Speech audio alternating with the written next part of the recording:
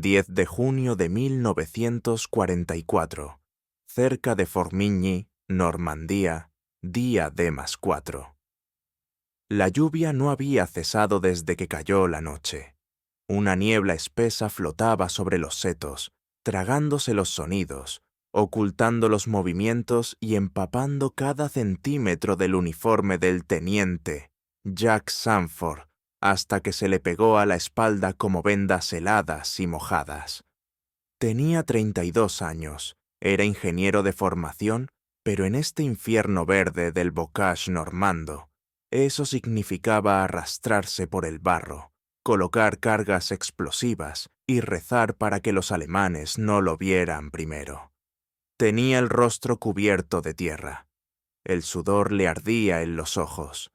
Cada respiración olía a hierba triturada y aceite de armas.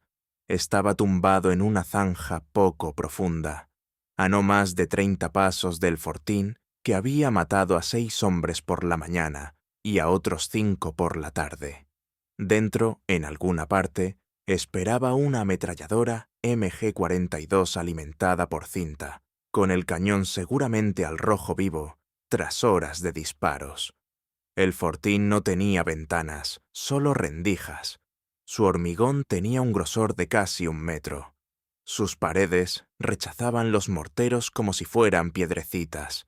Las bombas estadounidenses habían destrozado los árboles, pero el búnker seguía intacto. A espaldas de Sanford, 2 docenas de soldados de infantería se aferraban al suelo en completo silencio. El enemigo ya había calculado su posición. Un solo error, un paso mal dado, y caería otra ráfaga mortal. Corteza desgarrada, hojas chamuscadas, cadáveres que aún se estremecían. Aquí no había nada de heroico. El avance se había detenido por completo.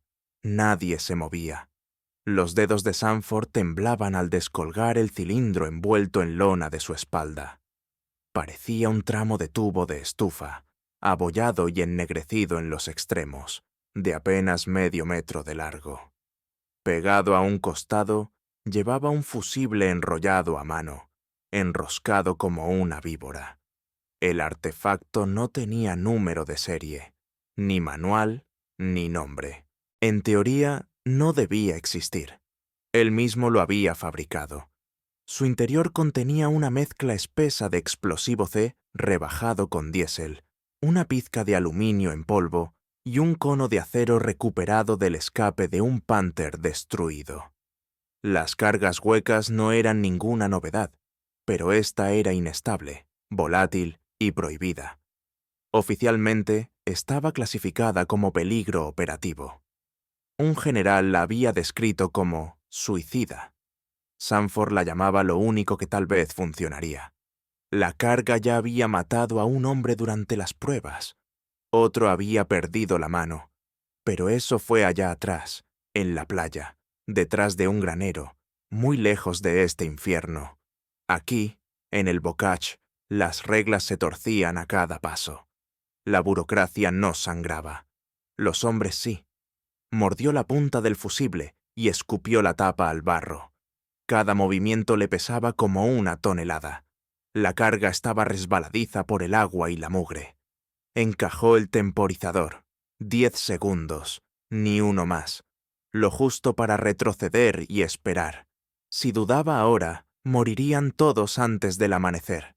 Se arrastró entre la maleza espinosa, sintiendo cómo cada centímetro desgarraba sus mangas. El suelo estaba blando pero desigual, lleno de raíces y de restos de equipo. Vainas vacías crujían bajo su rodilla.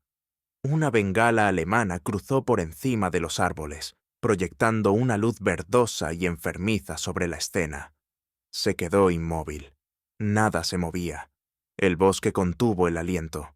La bengala se apagó con un silbido. Las sombras regresaron. Alcanzó el borde del cráter donde, horas antes, 2 soldados estadounidenses habían sido despedazados por la metralla. Sus cascos seguían allí, uno boca abajo, medio lleno de agua. Usando el borde del cráter como cobertura, empujó la carga hacia adelante, presionándola contra la tronera del fortín. Encajaba perfectamente. Un buen sello significaba mejor concentración del estallido. Encendió el fusible con una cerilla y no se quedó a mirar cómo ardía. Se giró y corrió, las botas resbalando, el pecho oprimido, sabiendo que tenía menos de 10 segundos para vivir o morir. La explosión no fue como las demás. No fue un estruendo, sino un golpe seco tan profundo que parecía surgir de las entrañas de la tierra. Luego vino la onda expansiva, caliente, seca, aplastante, seguida de un vacío que le robó el aliento del pecho. Y después, silencio. No hubo respuesta, no hubo gritos. No se oyó a ningún artillero gritar órdenes en alemán entrecortado. Solo un leve silbido entre los árboles y el rugido lejano de un tanque oculto en algún lugar hacia el este. Sanford se incorporó lentamente, con los oídos zumbando. Humo salía a borbotones de la junta del fortín, como vapor de una tubería rota. La tronera había desaparecido. En su lugar había un agujero negro que vomitaba humo gris hacia los setos como el aliento de una bestia moribunda. Hizo una señal. 2 fusileros corrieron hacia adelante, agachados, trepando por la abertura. Un tercero los siguió con una linterna. No se disparó ni un solo tiro. Pasaron 5 minutos. Luego el sargento salió, con el rostro pálido, la voz baja. «Está hecho», murmuró. Todos, asados por dentro. Sanford no dijo nada. Solo asintió y se dejó caer, exhausto, sobre el suelo frío y empapado. La lluvia volvió a caer, primero leve, luego constante. Se mezclaba con el hedor de carne quemada y combustible. A lo lejos, ladró otro cañón. La línea avanzaría ahora, pero no por órdenes del alto mando. Avanzaría por algo que él no tenía permiso para usar, por una carga que habían dicho que era demasiado peligrosa para existir, porque ya no le importaba lo que estaba permitido y lo que no. La batalla por Normandía no se libró en llanuras abiertas, sangró a través de 1000 corredores estrechos de setos y piedra. Hace siglos, antiguos campesinos tallaron el bocage, y ahora cada raíz, cada loma y cada zanja trabajaba para los alemanes. Altos terraplenes coronados por matorrales enredados convertían cada campo en una fortaleza. Los tanques no podían ver. La artillería estaba ciega. La infantería caía en emboscadas sin haber visto jamás al enemigo. No era un frente, era una trampa. 4 días después del día D, las líneas estadounidenses apenas habían avanzado tierra adentro.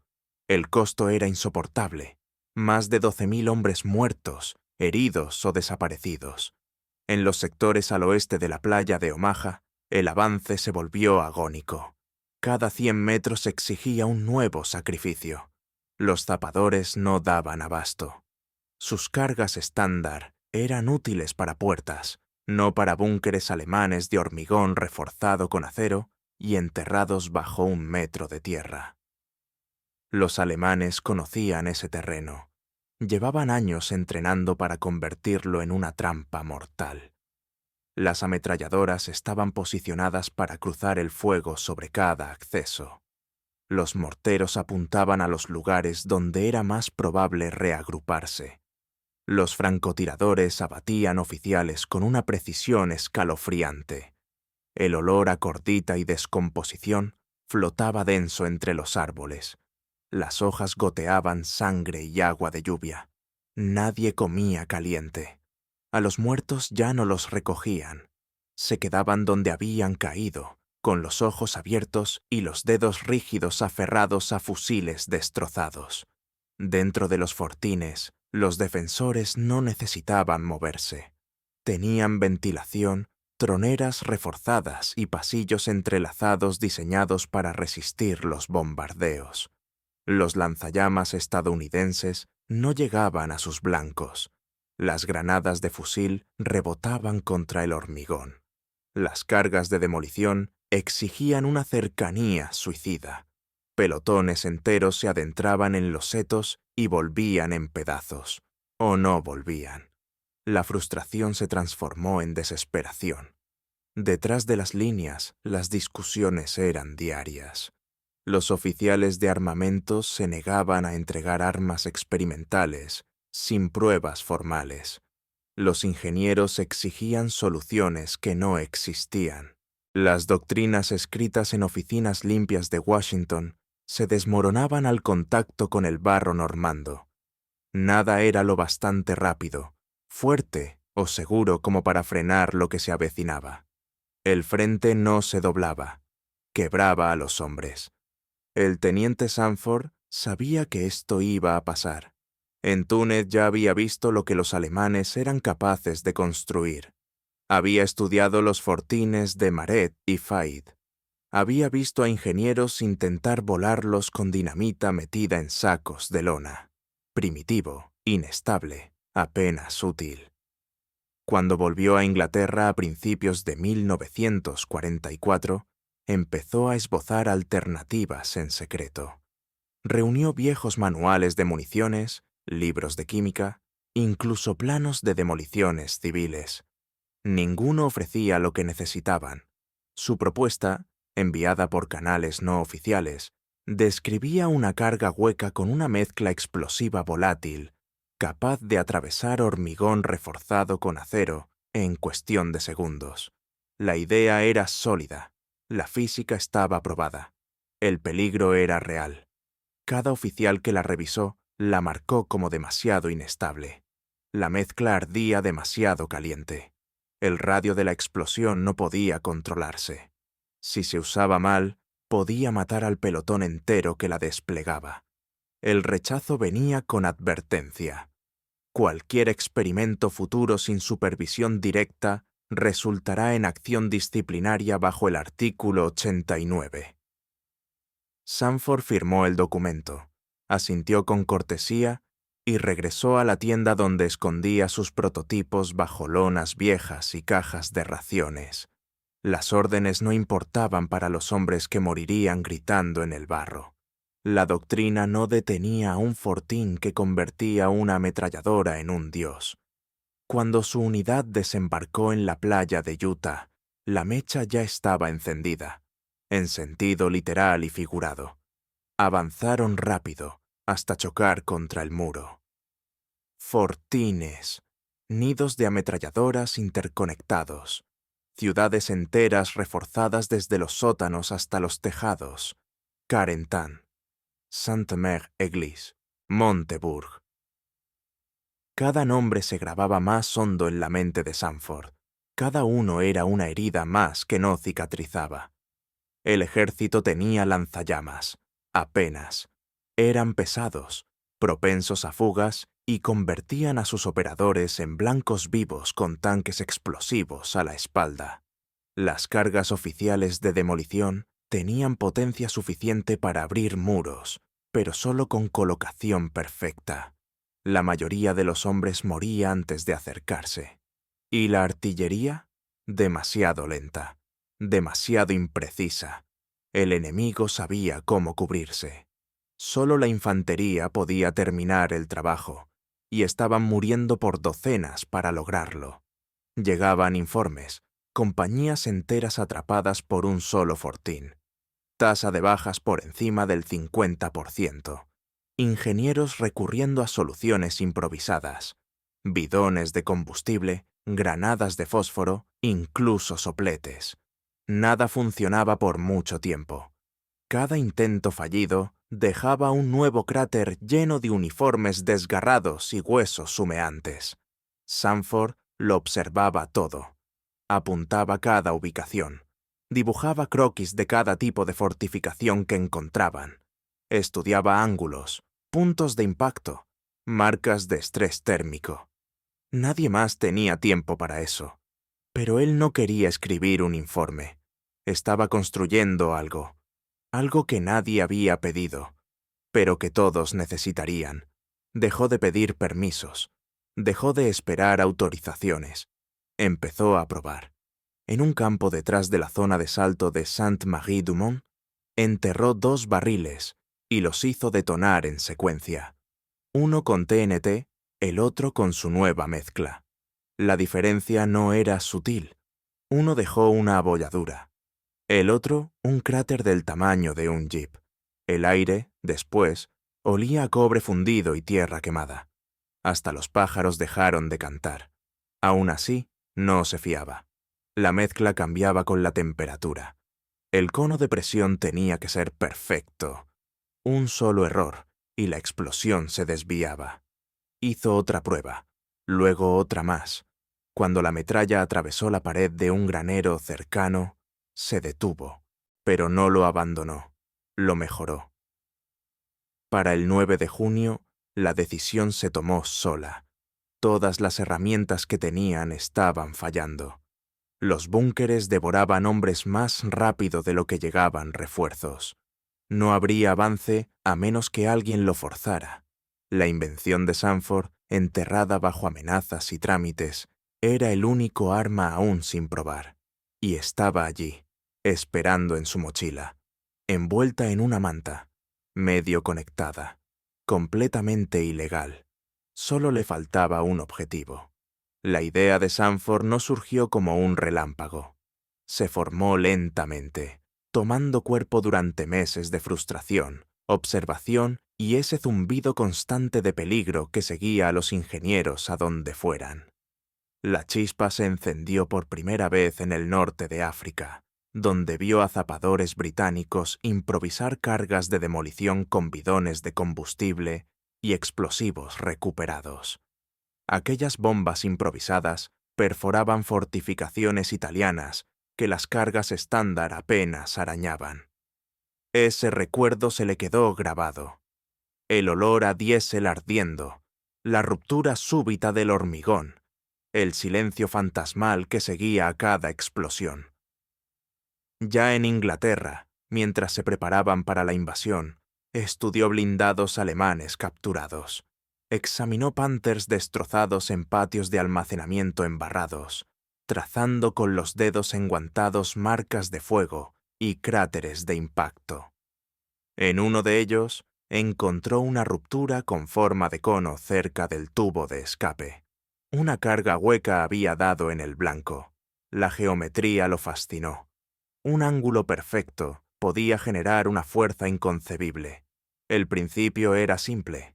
El reto era construir algo lo bastante pequeño como para transportarlo y lo bastante potente como para destruir un búnker.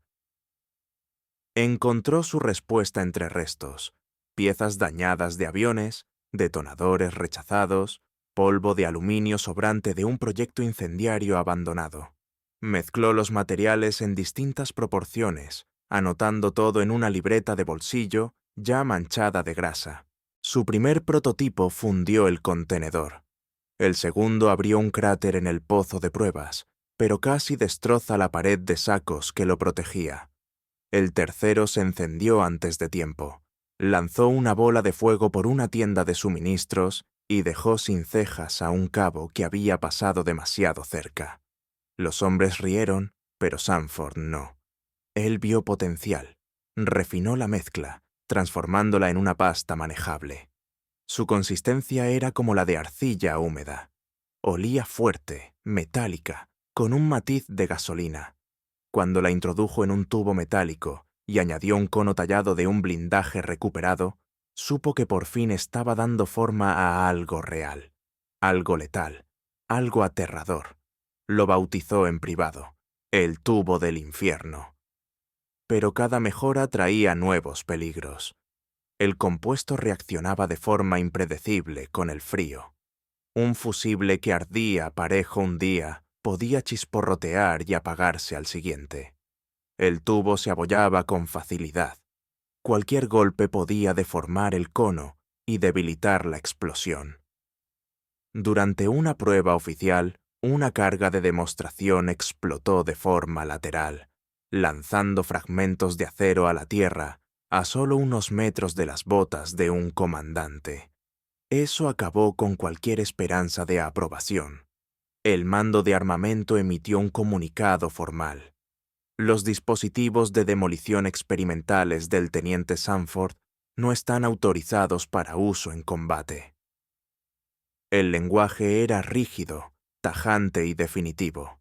Le siguió una segunda notificación, una advertencia explícita de que seguir con los experimentos podría derivar en un consejo de guerra.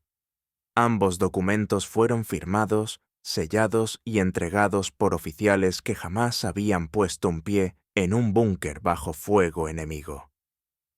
Sanford aceptó las reprimendas con un asentimiento tranquilo, doblegó los papeles y los guardó en su mochila, junto al propio prototipo. Nada se había terminado.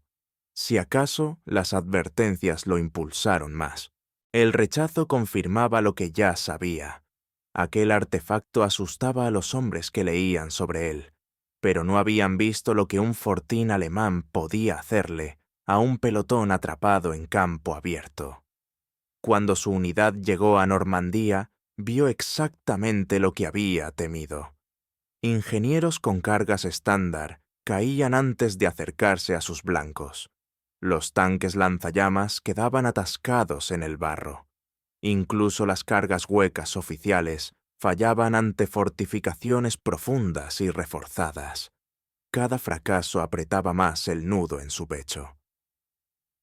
El 8 de junio vio avanzar a un escuadrón hacia un nido de ametralladoras cerca de Sainte-Mère-Église. El primer hombre cayó al instante. Los dos siguientes se desplomaron en el barro antes de cruzar la zanja.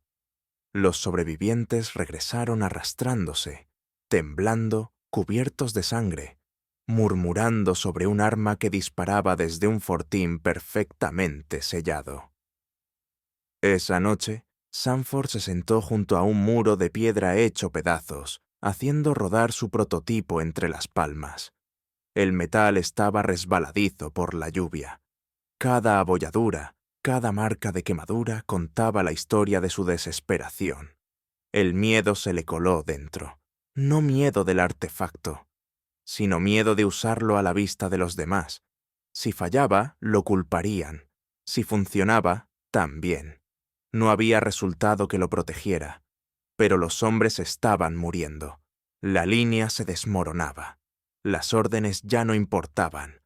Otra andanada iluminó el horizonte con destellos anaranjados, cada explosión resonando entre los setos. El suelo tembló. Hojas cayeron como ceniza. El estruendo aflojó algo dentro de él. La decisión no llegó con certeza, sino con una inevitabilidad sombría. Ya no podía quedarse mirando. A la mañana siguiente, se acercó al sargento Harlan, quien había perdido a 2 hermanos en Italia. Ese hombre entendía la matemática cruel de la supervivencia. Cuando Sanford le mostró el cilindro envuelto en una lona, Harlan no pidió permisos ni firmas. Solo lo observó fijamente, con la mirada entrecerrada y las manos ligeramente temblorosas. «¿Funcionará?», murmuró. Sanford no respondió. No hacía falta.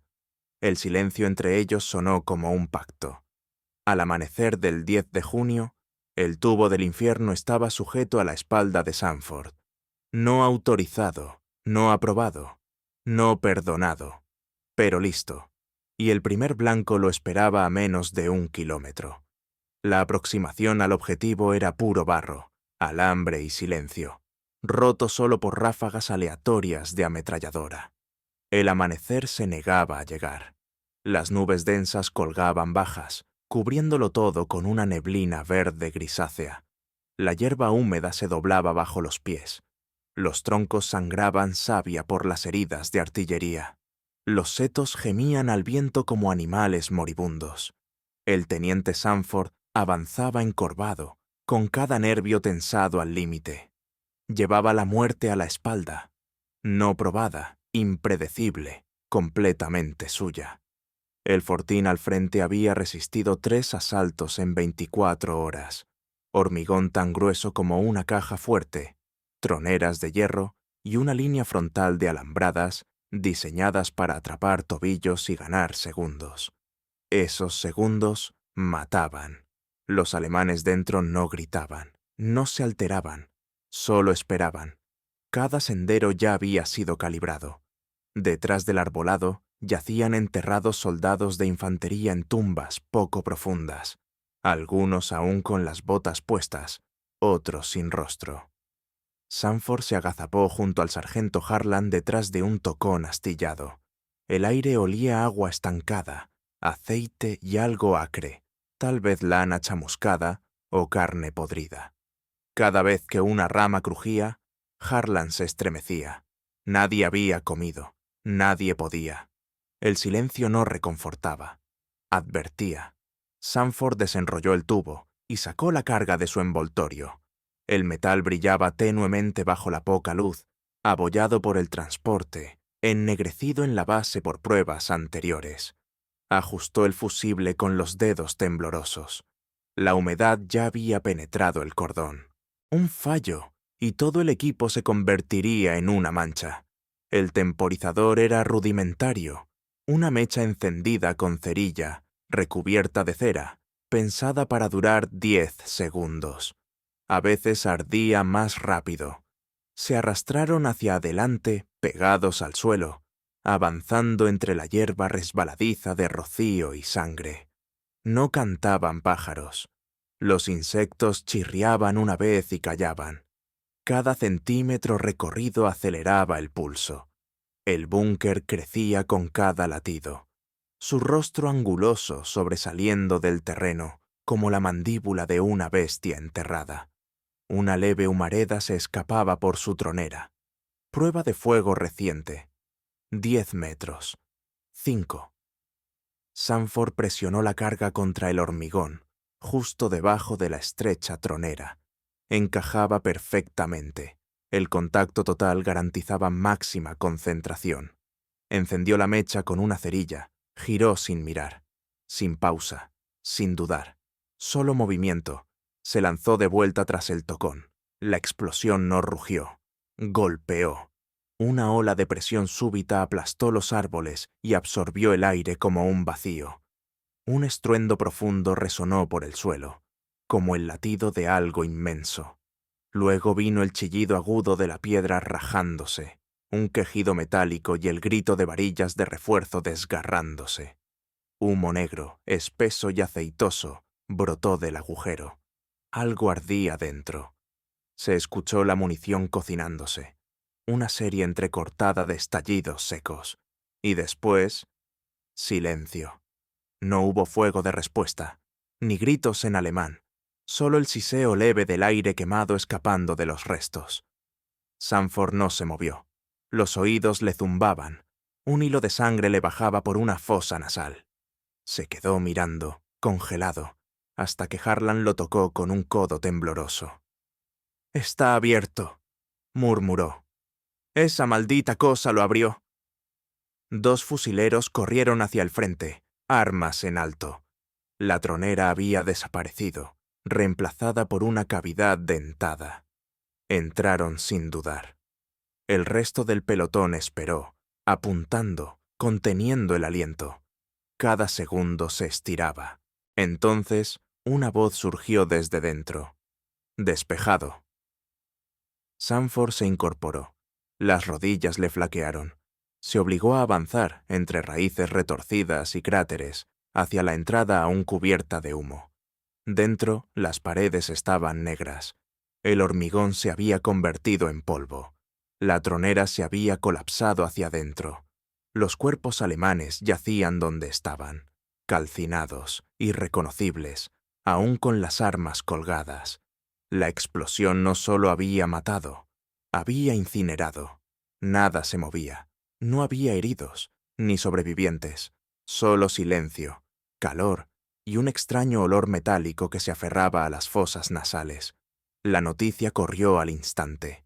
El tubo del infierno ya no era teoría. Funcionaba. Más que eso, destruía lo que antes era intocable. No solo rompía búnkeres, los aniquilaba. Antes del anochecer ya se habían solicitado 5 tubos más. Los ingenieros pasaban instrucciones de mano en mano. Nadie preguntaba de dónde venían. Nadie se preocupaba. Las normas perdían fuerza cuando los muros de acero al fin se quebraban. Sanford no celebró. Se sentó junto al cráter, con las manos negras de hollín, y miró el agujero que había creado. El humo aún se elevaba, deslizándose entre los árboles como un espíritu. El hedor de carne cocida persistía. No dijo nada. No había nada que decir. Pero algo en la guerra había cambiado. La herejía de un hombre se había convertido en la salvación de la infantería. Y el siguiente búnker ya lo estaba esperando. Para el 11 de junio, el tubo del infierno ya no era un secreto.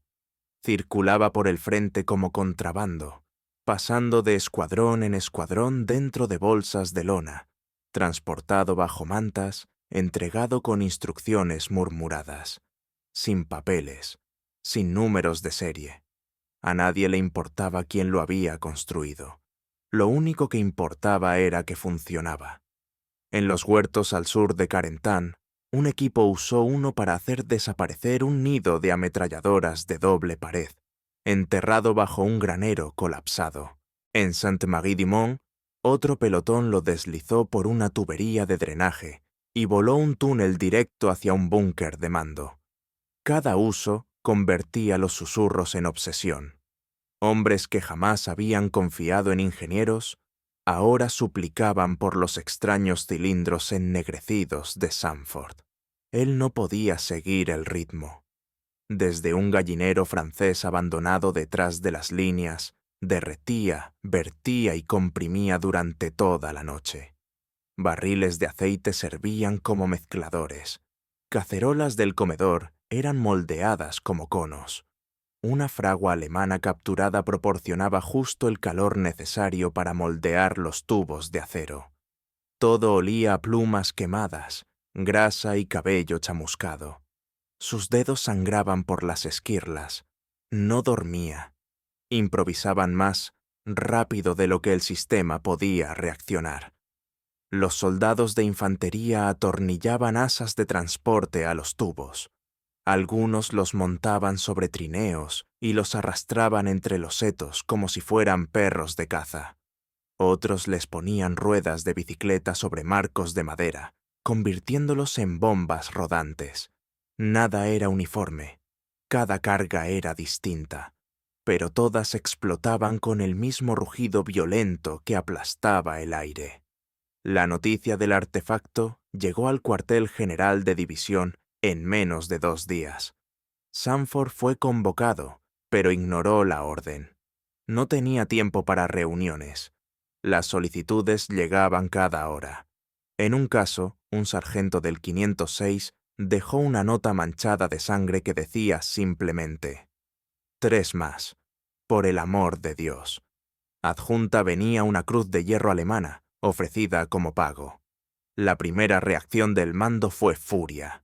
Oficiales del cuerpo de armamento irrumpieron en su improvisado taller, exigiendo documentación, cumplimiento de regulaciones y la cesación inmediata. Sanford no discutió. Señaló una pared donde había clavado cascos. Cada uno pertenecía a un soldado que había muerto antes de que llegaran las cargas. No se quedaron mucho tiempo después de eso. La producción aumentó, pero solo mediante robo y desesperación. Los mecánicos readaptaron talleres de reparación de tanques para cortar tubos de acero.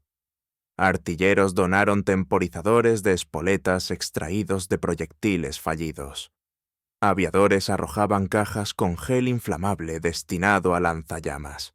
Algunos suministros se requisaron legalmente. La mayoría no. En menos de 72 horas, más de 20 tubos del infierno fueron desplegados en múltiples divisiones. Los resultados fueron brutales. En solo 3 días, 74 búnkeres cayeron. Algunos colapsaron sobre sí mismos, aplastando a sus guarniciones bajo el hormigón. Otros estallaron como fruta podrida, con llamas saliendo por las troneras mientras los defensores intentaban escapar. En un caso cerca de Saint-Lô, la explosión hizo estallar un depósito subterráneo de munición y destruyó 2 casas encima. La moral cambió. Los infantes, antes aterrorizados por los fortines, ahora avanzaban con decisión. Se movían más rápido, golpeaban más fuerte. Los informes describían atacantes sonriendo mientras cargaban sus nuevas armas extrañas, llamándolas revienta búnkeres, palos de tormenta y dientes de cobra. Pero Sanford se aferró al nombre que había susurrado por primera vez en Túnez: tubo del infierno. No era poético, era preciso. No todos estaban de acuerdo. Un coronel en Carentan ordenó detener a Sanford por violar el protocolo de explosivos. Ese mismo día, el cuartel de ese coronel fue atacado por un nido de ametralladoras alemanas oculto. Se usaron 2 cargas de Sanford para silenciarlo.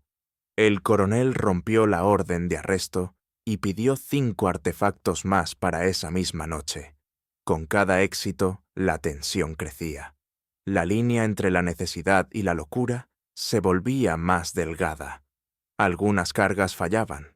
Una detonó antes de tiempo, matando a 2 fusileros y dejando un cráter, donde, segundos antes, había estado estacionado un jeep. La explosión ennegreció toda una línea de árboles. Nadie lo mencionó. No había tiempo. El cuerpo de Sanford comenzaba a ceder, las manos ampolladas, los ojos inyectados en sangre, la voz ronca por el humo, pero seguía trabajando. Encogido sobre cajas, con los brazos temblando y el sudor empapando su camisa, no dejaba de construir. Cada error lo hacía ajustar. Cada informe perfeccionaba la fórmula. No escribía nada. Cada medida vivía solo en su cabeza. El mando empezó a adaptar la doctrina. Los ingenieros se entrenaban con el nuevo dispositivo de manera no oficial. Las órdenes hablaban de herramientas de penetración adaptadas en el campo. Sin nombres, sin inventor, sin origen. Solo resultados. El arma había cruzado una línea, de prohibida a indispensable, y la fortaleza más grande aún seguía en pie, esperando. 14 de junio de 1944, Batería de Missy, Normandía. Nunca apareció correctamente marcada en los mapas aliados. Oculta entre los setos entre Grand Camp y Signy, la batería de Missy era una fortaleza tallada en la tierra. Las trincheras serpenteaban como venas por el suelo. Búnkeres unidos por pasadizos subterráneos. Morteros escondidos en las sombras del bosque. Artillería posicionada bajo capas de redes de camuflaje, protegida por hormigón tan espeso que ni los proyectiles navales lograban romperlo. El lugar había sobrevivido bombardeos aéreos, cañoneos y 2 ataques blindados. Ahora detenía en seco a la 4ª división. Nadie podía acercarse sin morir. Los campos estaban llenos de minas. Las entradas cubiertas por ametralladoras MG-42 en fuego cruzado. Los exploradores avanzados desaparecían. Los heridos gritaban durante horas hasta que el silencio los reclamaba. La tierra apestaba a heno mojado, aceite y cordita. El humo se aferraba al suelo como una niebla densa. Incluso los pájaros evitaban el cielo. A las 4 de la mañana, Sanford recibió la orden: romper la batería de Macy, sin refuerzos, sin demora. Lleva tus cargas y adelante. Cargó 9 tubos del infierno en una carreta de granja modificada, reforzada con trozos de acero y neumáticos arrancados de jeeps destrozados. Harlan y 4 ingenieros lo acompañaron. Las botas se hundían en barro hasta los tobillos. Cada paso se sentía como avanzar hacia algo antiguo y enterrado. La artillería iluminaba el horizonte en destellos breves. Los árboles se partían por la presión. El viento traía consigo el olor eléctrico del ozono y la resina quemada de pino. El cielo nunca se aclaró del todo. Solo un gris opresivo y apagado.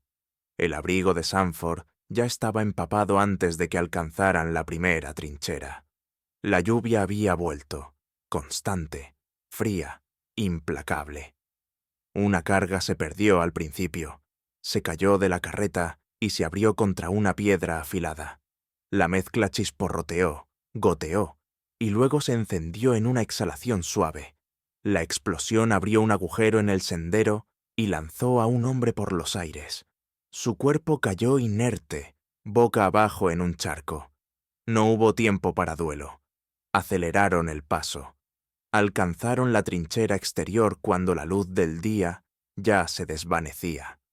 Los alemanes los vieron demasiado tarde. Una ráfaga de fusiles les pasó por encima, arrancando corteza de los árboles. Sanford se lanzó al suelo, rodó y se arrastró hacia la puerta de un búnker cercano, baja, reforzada, excavada en una ladera. Harlan lo siguió, arrastrando una carga sobre la grava. El fusible se negó a encender. Sanford volvió a raspar la cerilla. El viento la apagó. Golpeó la piedra con más fuerza, protegió la llama con el cuerpo y tocó el cordón. 10 segundos. Se agacharon. La explosión hizo colapsar toda la ladera. La tierra se levantó en una nube espesa. La puerta de hierro no solo se abrió, se vaporizó. Dentro, las llamas danzaban sobre muros destrozados. La munición estallaba como palomitas de maíz. Entraron entre el humo. 2 defensores intentaron huir. Uno ya estaba quemado, arrastrando media pierna. El otro colapsó por la onda expansiva. El pelotón limpió el búnker habitación por habitación. Los pasillos brillaban en tonos naranja por el calor residual. El sudor ardía en los ojos. Las paredes temblaban por explosiones secundarias más adentro. 3 cargas más se introdujeron por los conductos de ventilación. Otras 2 se deslizaron por túneles de acceso. La última fue enterrada bajo la torreta del cañón principal. Cada detonación tenía su propio sonido, algunas profundas y graves, como edificios derrumbándose, otras agudas, rebotando por los pasillos como truenos dentro de un tambor de acero. Para la medianoche, toda la batería estaba en silencio. Las llamas titilaban entre los árboles. Las losas de hormigón se inclinaban en ángulos imposibles. El suelo se había agrietado donde explotó el polvorín principal. Harlan se sentó junto al cráter, con el rostro vacío y las manos rojas por las quemaduras. 2 ingenieros lloraban en silencio bajo un techo de trinchera colapsado. No salió ningún sobreviviente alemán. Algunos, probablemente, se asfixiaron en búnkeres sellados. Otros murieron al instante por la sobrepresión. Uno fue hallado acurrucado junto a una radio, abrazando una fotografía chamuscada por las esquinas. Sanford no habló. Caminó 2 veces alrededor del perímetro, con las botas crujiendo entre ceniza y grava mojada. Las manos le temblaban, los ojos vidriosos. Se arrodilló, no en oración, sino por puro agotamiento. La batería de Macy había caído sin necesidad de un asalto de infantería. 9 dispositivos lograron lo que semanas de bombardeos no habían conseguido. Ningún estadounidense murió en la ruptura final. Al amanecer, el humo se alzaba como vapor sobre la tierra quemada. La batería estaba acabada. El paso estaba abierto. Más allá de la colina, se extendía el camino hacia Cherburgo. Pero algo había cambiado. Sanford no podía sentir triunfo. Solo calor en las palmas, y la certeza de que se había convertido en el arma que él mismo había construido. 15 de junio de 1944. Sector de Carentan, Normandía. Las ruinas de Macy aún humeaban a sus espaldas, pero las órdenes no dejaban de llegar. Sin descanso, sin ceremonia, sin equipo de reemplazo. Solo coordenadas garabateadas con carbón y la frase «penetrar de inmediato». El equipo de Sanford avanzaba con la mirada vacía, ampollados, con los uniformes empapados de sangre y lluvia, las manos negras de hollín, las botas desgarraban la maleza crecida entre cenizas. La fama de las cargas había superado el frente. Los informes de regimiento ya registraban dispositivos no oficiales de limpieza de búnkeres en los partes de éxito.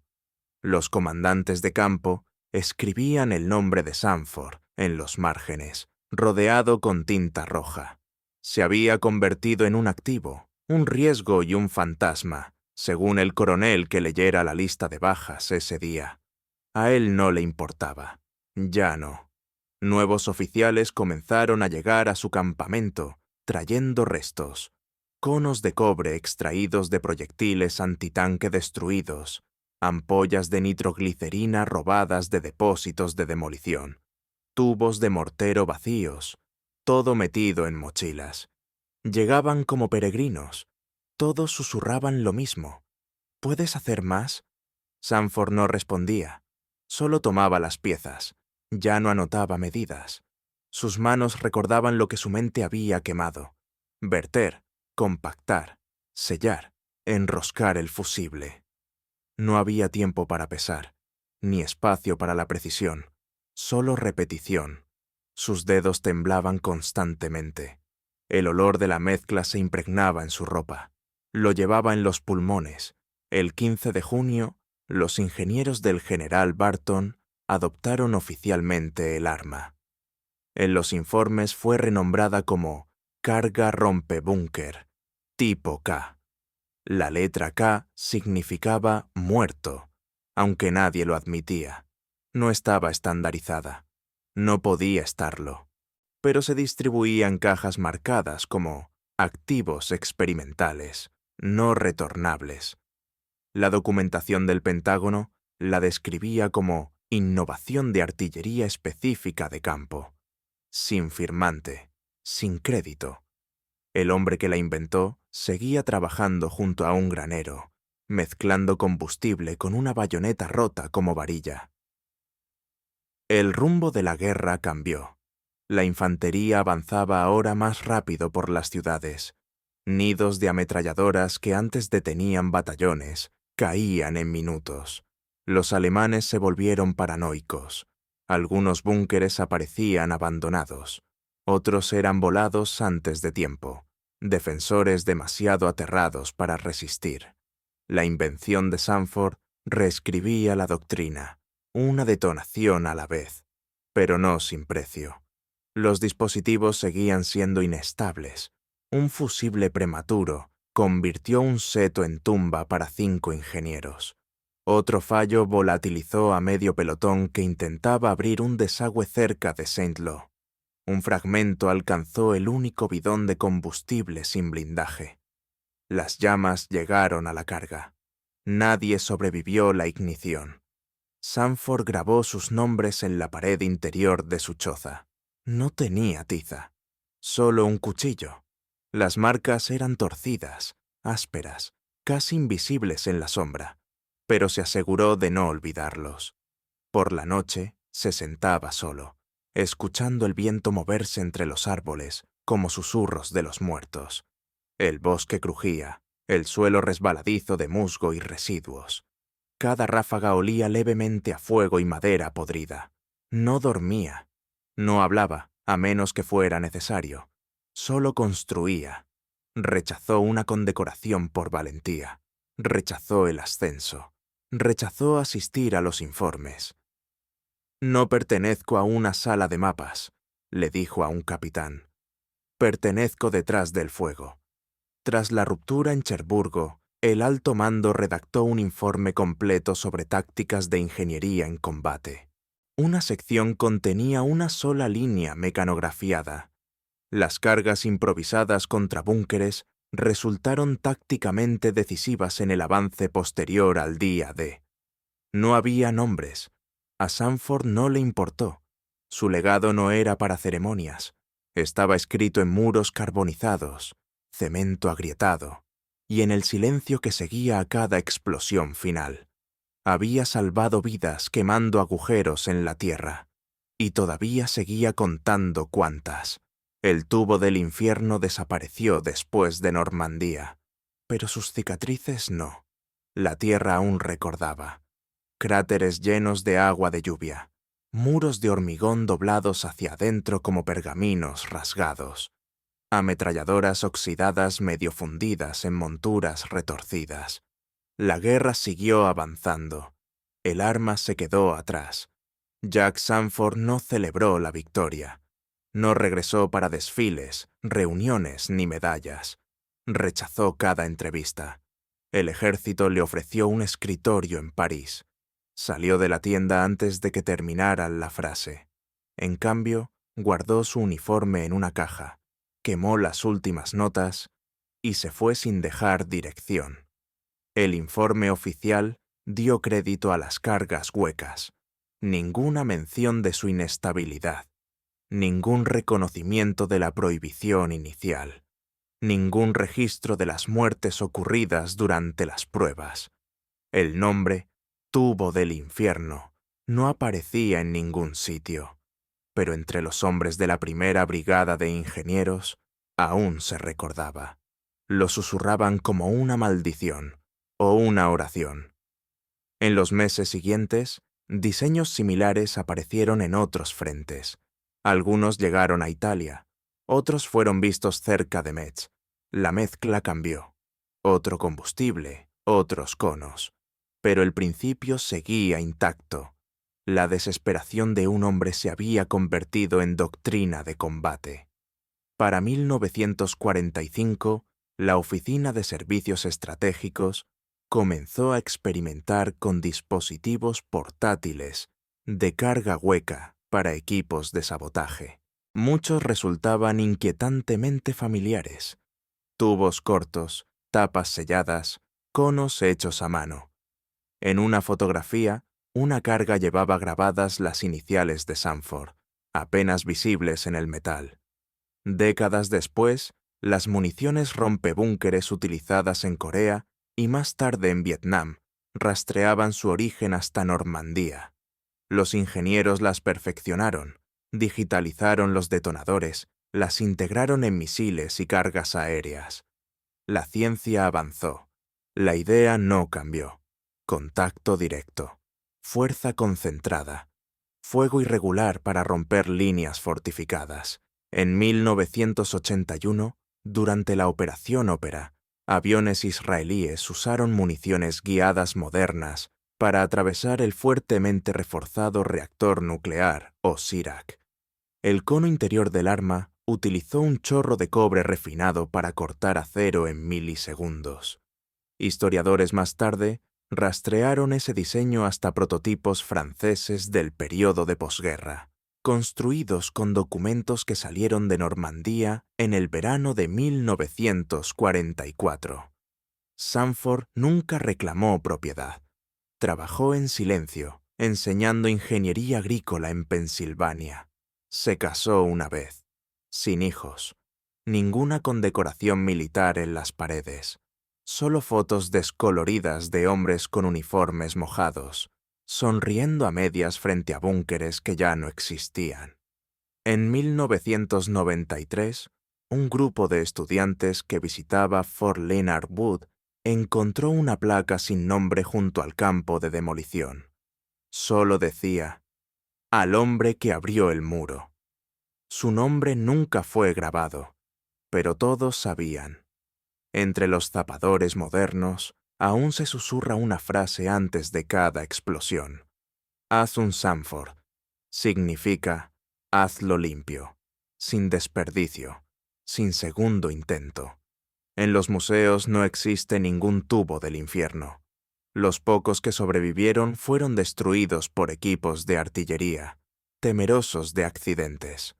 Pero quedan rastros, fragmentos rescatados de los setos, acero deformado en vitrinas sin etiquetas, solo metal ennegrecido, chamuscado en las puntas, alguna vez lo bastante caliente como para derretir máquinas de guerra. Esos 74 búnkeres nunca volvieron a levantarse.